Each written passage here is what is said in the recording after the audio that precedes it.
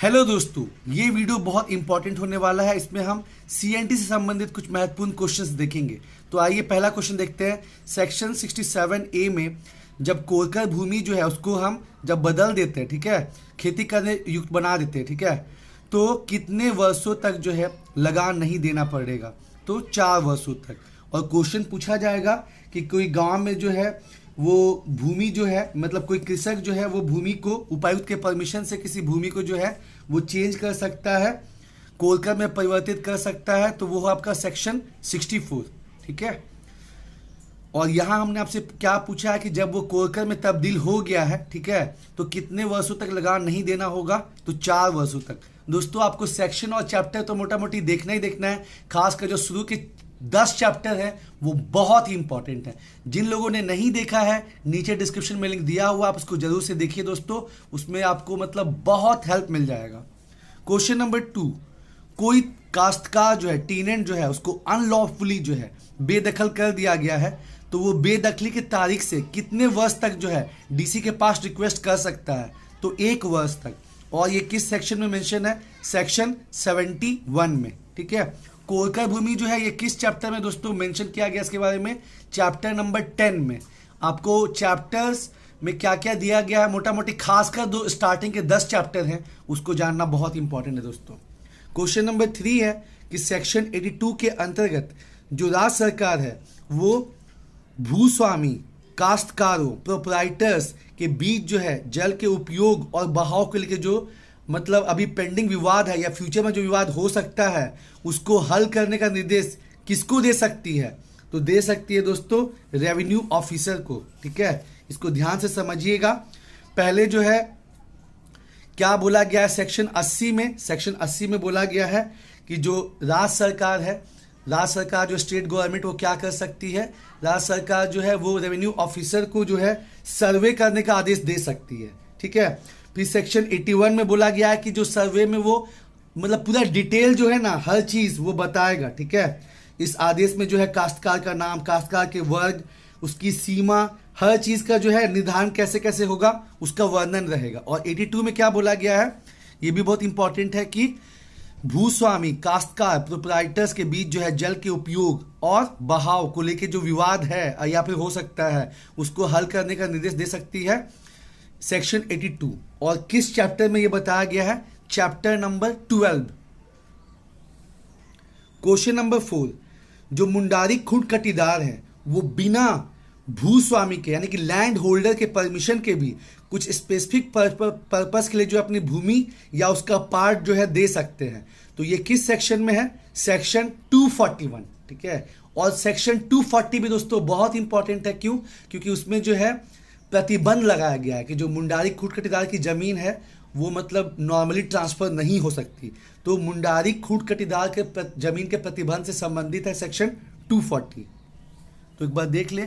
पहले में हमने आपसे क्या पूछा कि जो सेक्शन 67A है उसके अंतर्गत जब भूमि को आप कोरकर में तब्दील कर दिए हैं तो कितने वर्षों तक जो है लगान नहीं देना पड़ेगा? 4 वर्षों तक। कोई काश्तकार अगर अनलॉफुली इजेक्ट किया गया है, बेदखल किया गया है, तो वो कितने वर्ष के अंदर डीसी को रिक्वेस्ट कर सकता है? 1 वर्ष। क्वेश्चन नंबर 3, सेक्शन 82 के अंतर्गत जो राज्य सरकार है वो भूस्वामी, काश्तकार, प्रोप्राइटर्स इत्यादि के बीच जो है जल के उपयोग और बहाव को लेकर विवादों को हल करने का निर्देश किसको दे सकती है? तो रेवेन्यू ऑफिसर को। यहां मैंने आपको यह भी बोला कि यह भी ध्यान में रखिएगा कि जो राज्य सरकार है वो रेवेन्यू ऑफिसर को सर्वे करने का परमिशन दे सकती है। यह सेक्शन 80 में है। और चैप्टर कौन सा है दोस्तों जिसमें ये सब चीज बताया गया है? तो आपका चैप्टर नंबर 12 है जिसमें सेक्शन 80 से लेके सेक्शन 100 तक है। क्वेश्चन नंबर 4 जो है मुंडारी खुद कटीदार, ये एक अलग टाइप के टेन्योर होल्डर होते हैं। ये रैयत के कैटेगरी में दोस्तों नहीं आते हैं। मैंने आपको पहले भी बताया था कि मान लीजिए कि एक जगह पूरा जंगल है, वहां पे मुंडारी जो है मतलब जो मुंडा लोग हैं उनके मतलब उस जनजाति से कोई आया, जंगल को साफ किया, उसको खेती करने लायक बनाया, तो उसको क्या बोलते हैं? मुंडारी खुद कटीदार। तो बिना भूस्वामी के परमिशन के कुछ पर्टिकुलर कार्य के लिए अपनी भूमि या उसका भाग दे सकता है। तो ये किसमें मेंशन किया गया? सेक्शन 241। और यहाँ सेक्शन 240 भी बहुत इंपॉर्टेंट है। क्यों? क्योंकि सेक्शन 240 में क्या बोला गया है? 240 में बोला गया है कि मतलब प्रतिबंध लगाया गया है मुंडारी खूंट कटीदार के जो जमीन है उसके ट्रांसफर में प्रतिबंध लगाया गया है। और साथ ही साथ जो आपका सेक्शन 242 है वो भी बहुत इंपॉर्टेंट है, क्योंकि उसमें बोला गया है कि अगर गलत तरीके से मुंडारी खूंट कटीदार की जमीन ली गई है तो डीसी मतलब उसको हटा सकता है जिसने जमीन ली है। तो ये सेक्शन 242 में मेंशन किया गया है। अब क्वेश्चन नंबर 5, रैयत को किस सेक्शन में डिफाइन किया गया है दोस्तों? तो ये हो जाएगा सेक्शन 6 में। और अगर आपसे पूछेगा कि रैयत को किस चैप्टर में डिफाइन किया गया है, ठीक है, तो ये ध्यान रखना कि सेक्शन पूछा है कि चैप्टर पूछा है, ठीक है दोस्तों, ये तो बहुत दिक्कत हो जाएगा। तो किस चैप्टर में डिफाइन पूछ दिया तो चैप्टर है आपका 2, लेकिन अगर पूछेगा कि रैयत को डिटेल में किस चैप्टर में डील किया गया है तब आपका हो जाएगा चैप्टर नंबर 4, ठीक है। यहां ध्यान देना है दोस्तों, ये बहुत इंपॉर्टेंट है कि रैयत को डिटेल में किस चैप्टर में बताया गया है, तो वो है आपका चैप्टर नंबर 4 में दोस्तों।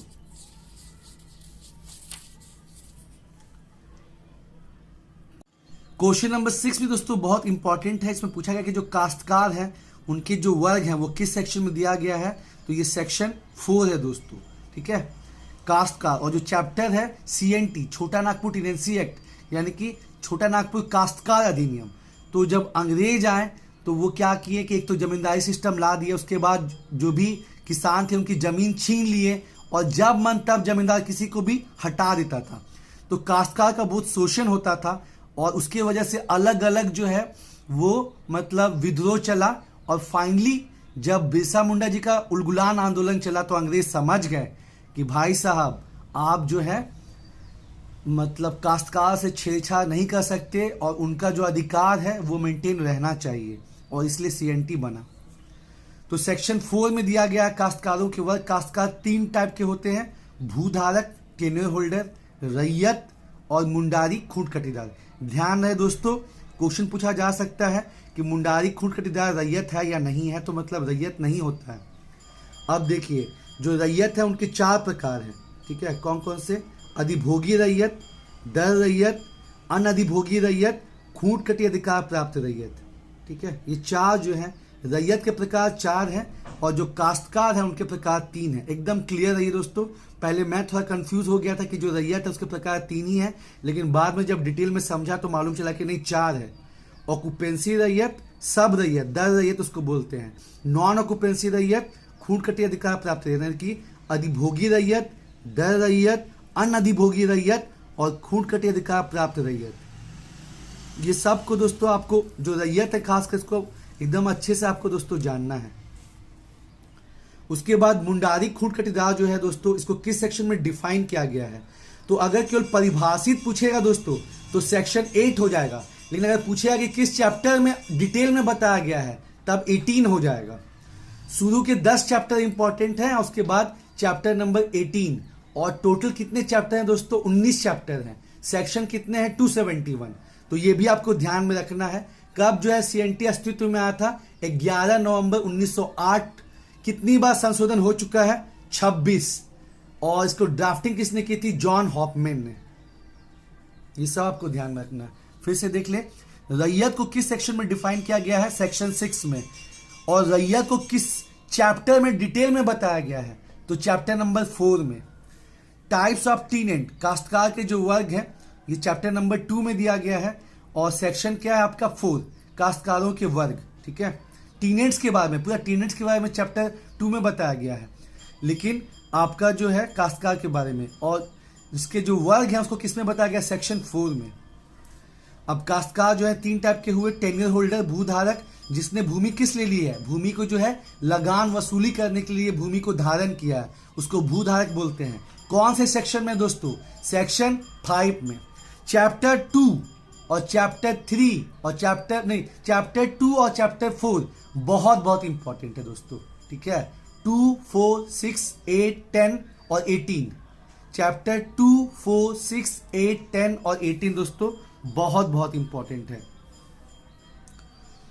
तो भूधारक, जिसने भूमि को धारण किया है लगान वसूली करने के लिए, कौन से सेक्शन में दिया गया? भूधारक के बारे में, टेन्योर होल्डर के बारे में कहां परिभाषित किया गया है? तो 5 में, सेक्शन 5 में, ठीक है। और अगर चैप्टर पूछेगा तो चैप्टर 3 में।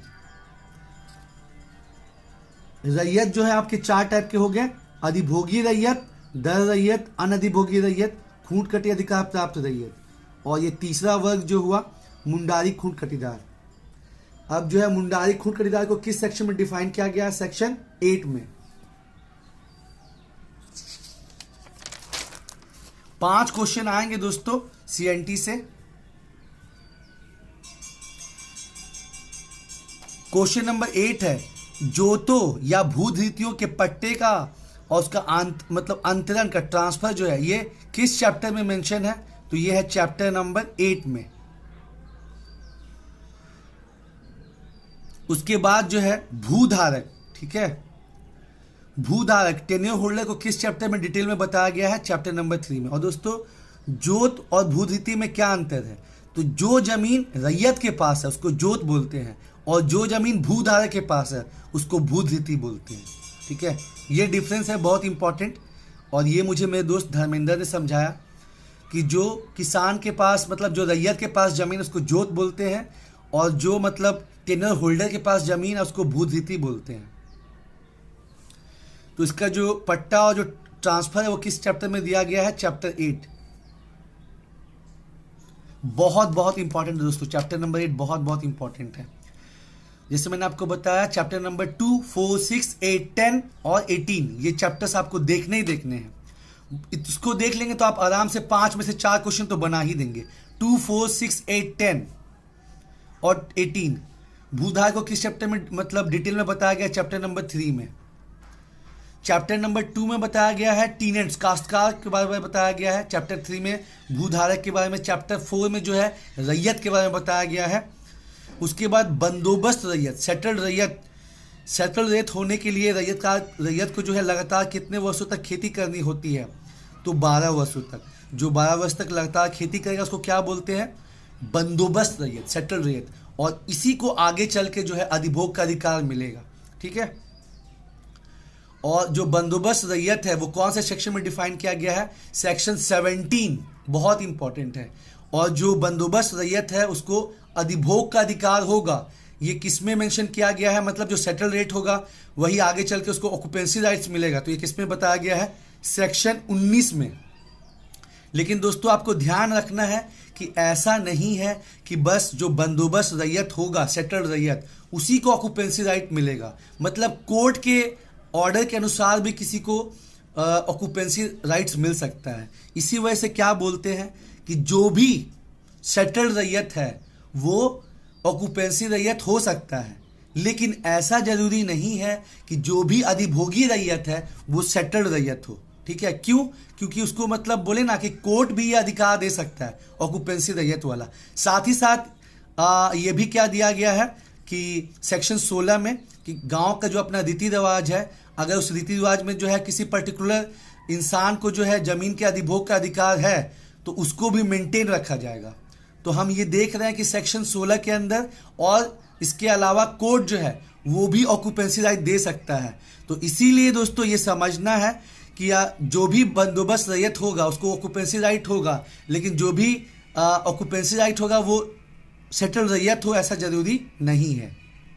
क्वेश्चन नंबर 11 दोस्तों बहुत इंपॉर्टेंट है कि जो अनअधिभोगी रैयत है, नॉन ऑक्यूपेंसी रैयत, उनकी जो बेदखली है उसका जिक्र कौन से धारा में है? तो सेक्शन 41 में। साथ ही साथ दोस्तों आपको ये भी ध्यान रखना है कि जो अधिभोगी रैयत है उनकी बेदखली जो है वो किस में है? सेक्शन 22। लेकिन दोस्तों आपको ये भी समझना है कि जो ऑक्यूपेंसी रैयत है, अधिभोगी रैयत, उसको बेदखल करना बहुत बहुत मुश्किल है, जबकि नॉन ऑक्यूपेंसी रैयत को आसानी से बेदखल कर सकते हैं। मान लीजिए कि 2 साल तक जो है इसने अपना लगान नहीं दिया और तीसरा जब कृषि वर्ष चालू हुआ तो उसके अगर 90 दिन तक भी इसने नहीं दिया तो आप उसको बेदखल कर सकते हैं।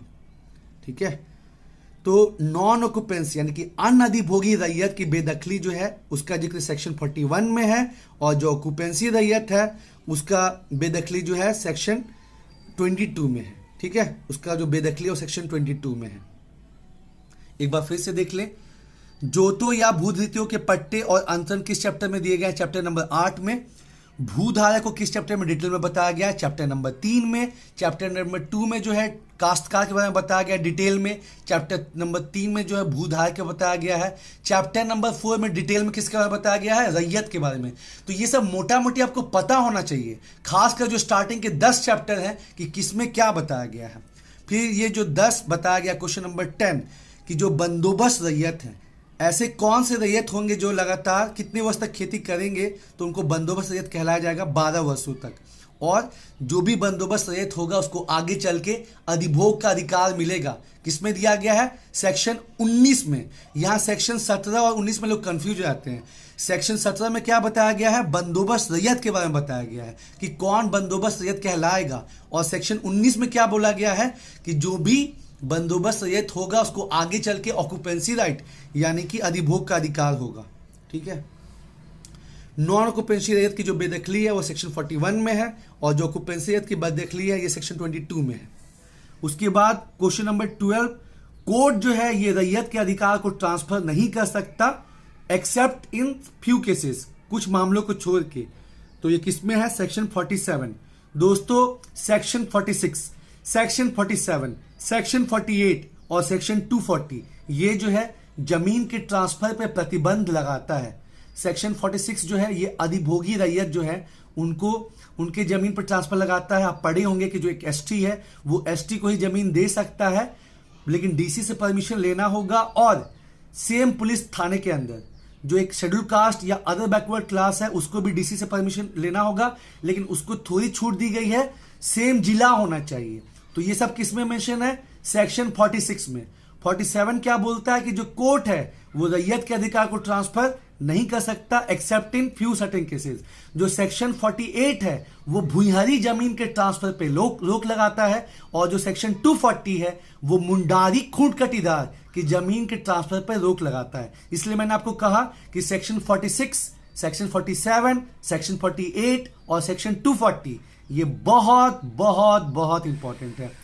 उसके बाद क्वेश्चन नंबर 13, मुंडारी खूंट कटीदार जो है इनके विषय में विशेष उपबंध किस चैप्टर में है? तो चैप्टर नंबर 18। कंफ्यूज नहीं होना है दोस्तों। अगर पूछा जाए कि मुंडारी खूंट कटीदार को डिफाइन परिभाषित कहां किया गया है तो सेक्शन 8 चैप्टर नंबर 2 में।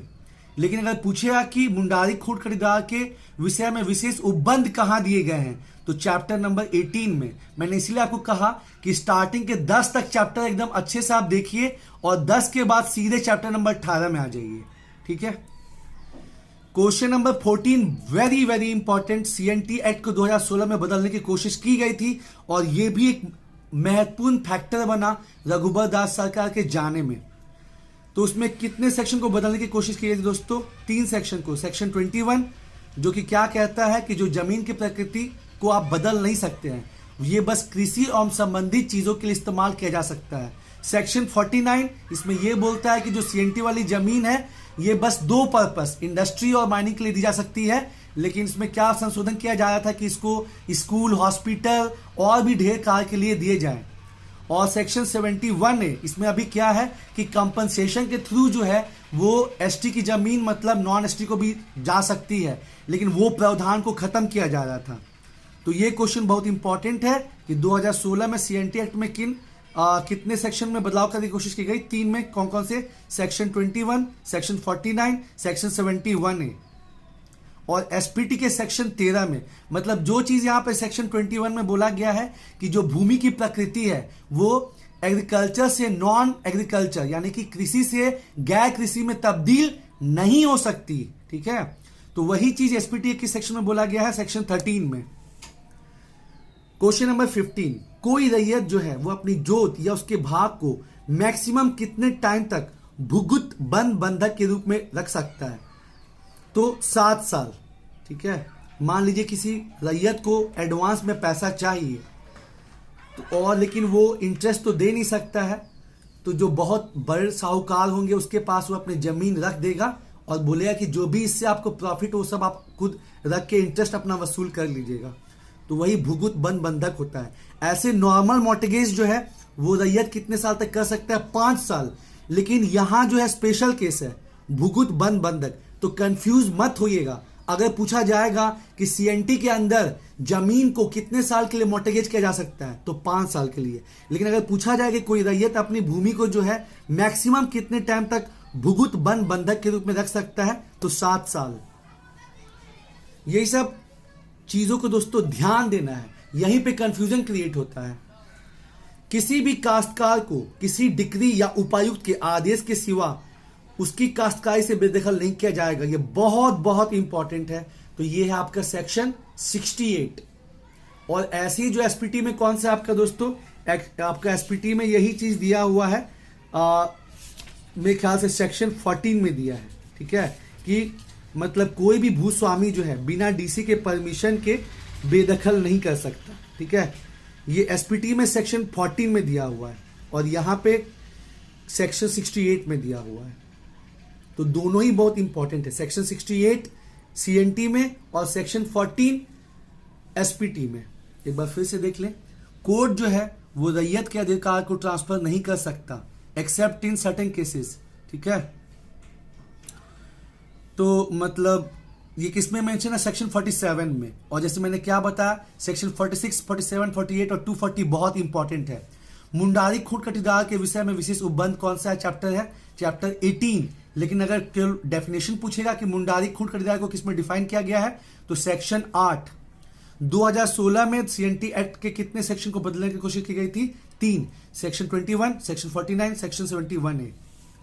कोई रैयत अपनी जोत या उसके भाग को मैक्सिमम कितने टाइम तक भुगुत बंद बंधक कर सकेगा, 7 साल। 16, किसी भी काश्तकार को किसी डिक्री या उपायुक्त के आदेश के सिवा उसकी काश्तकारी से बेदखल नहीं किया जाएगा। ये किसमें मेंशन है, सेक्शन 16 में, सेक्शन 68 में। और उसी तरह जो है एसपीटी में कौन सा सेक्शन है, सेक्शन 14, कि कोई भी जो भूस्वामी है वो बिना डीसी के किसी काश्तकार को नहीं हटा सकेगा। तो दोस्तों उम्मीद है आपको ये वीडियो पसंद आया होगा। जम के दोस्तों एमसीक्यू प्रैक्टिस कीजिए, जितना एमसीक्यू बनाइएगा उतना ज्यादा आइडिया लगेगा, उतना ज्यादा ह्यूमन एरर एग्जाम के दिन कम होगा, ठीक है।